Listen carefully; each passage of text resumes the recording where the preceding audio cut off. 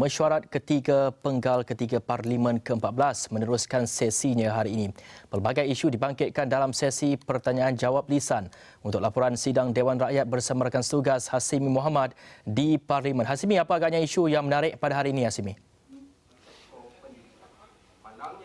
Baik, terima kasih Hafizi di Bukit Kewangan. Betul, hari ini untuk jam ini apa yang boleh kita kongsi juga tumpuan antaranya ketika sesi pertanyaan bagi jawab lisan adalah berkenaan dengan akses bekalan COVID-19 di mana menurut Menteri Sains, Teknologi dan Inovasi Khairy Jamaluddin maklumkan Malaysia telah pun mendapat akses bekalan vaksin sebanyak 10% daripada populasi penduduk di negara ini. Selain maklumkan juga kerajaan sedang berusaha untuk mendapatkan akses vaksin seawal suku tahun hadapan ataupun seawal suku tahun kedua tahun depan, selain memaklumkan bahawa kerajaan tidak berkompromi mengenai soal keberkesanan dan keselamatan sesuatu vaksin. Pada masa sama, Khairy Jamaluddin maklumkan kerajaan akan bergerak pantas untuk mendapat akses vaksin COVID-19 sebaik mungkin. Jadi kita dengarkan apa yang dimaklumkan oleh Khairy Jamaluddin pada sesi pertanyaan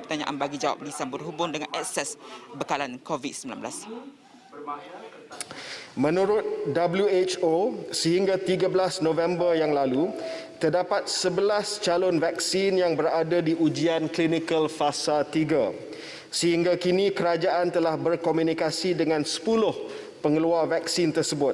8 pengeluar telah dihubung secara terus dan 2 lagi melalui fasiliti COVAX. Terdapat beberapa rundingan yang berada di fasa akhir dan pengumuman rasmi akan dibuat apabila ianya telah dimeterai tidak lama lagi. Rundingan tersebut meliputi aspek kerjasama dalam pelbagai peringkat, termasuk pembangunan vaksin, R&D, pertukaran saintis, pembangunan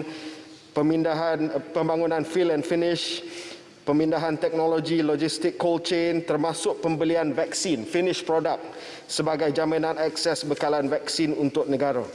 Maklumat terperinci tidak dapat diumumkan kerana masih berada di bawah terma non-disclosure agreement.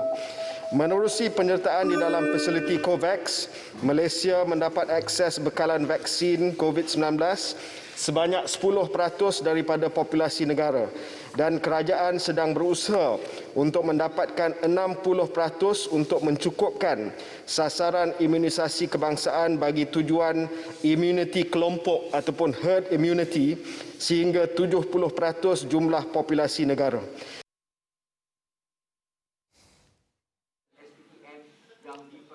Baik, itu jaminan telah pun diberikan oleh Khairy Jamaluddin mengenai akses bekalan vaksin COVID-19 yang akan diperolehi oleh Malaysia menjelang suku pertama ataupun suku kedua tahun depan, di mana setakat ini dimaklumkan bahawa bekalan vaksin COVID-19 diperoleh 10% daripada populasi negara. Selain itu juga seperti mana kita maklumkan bahawa tumpuan hari ini turut terarah kepada berkenaan dengan sektor pendidikan, khususnya ketika berdepan dengan COVID-19, termasuk juga mengenai infrastruktur di sekolah khususnya di kawasan Sabah. Jadi apa kata kita dengarkan sedikit apa yang dikatakan oleh Timbalan Menteri Pendidikan 2 Senator Datuk Mahan berhubung dengan keadaan infrastruktur sekolah di Sabah.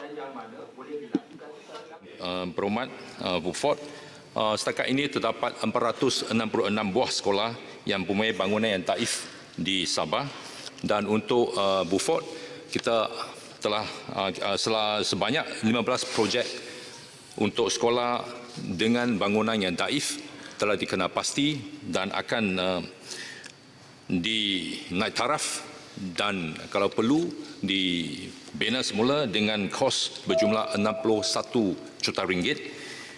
Mengenai timeline untuk penambahbaikan tersebut, itulah kita akan cuba setiap upaya untuk melaksanakan dalam masa mengikut jadual.